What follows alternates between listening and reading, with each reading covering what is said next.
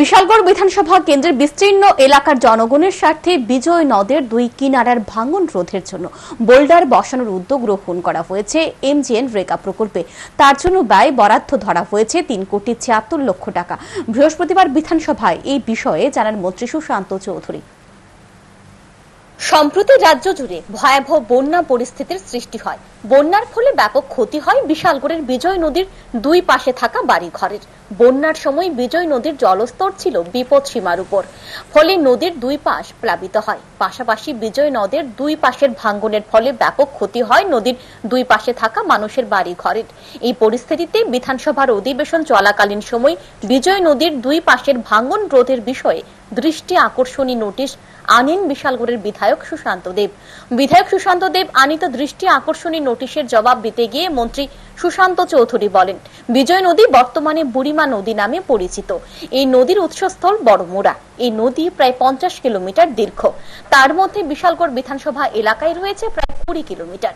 ইতিমধ্যে এনজিএম রেগা প্রকল্পে বিশালগড় বিধানসভা এলাকায় বিজয় নদীর দুই পাশে বোল্ডার বসানোর উদ্যোগ গ্রহণ করা হয়েছে। তার জন্য ব্যয় বরাদ্দ ধরা হয়েছে প্রায় 3,76,00,000 টাকা। কাজ শুরু করার জন্য টেন্ডারও ডাকা হয়েছে। কিছুটা টেকনিক্যাল সমস্যা হয়েছে, তবে প্রয়োজনীয় ব্যবস্থা গ্রহণ করা হয়েছে। টোটাল ডিসটেন্স তার 50 কিলোমিটার এবং বিশালগড় বিধানসভার মধ্যে টার্গেট ডিসটেন্স যেটা হচ্ছে 20 কিলোমিটার। ইতিমধ্যে এমজিএন রেগা ফান্ডে সেখানে বোর্ডার বসানো হয়েছে। তার কস্ট যেটা সেটা গেছে প্রায়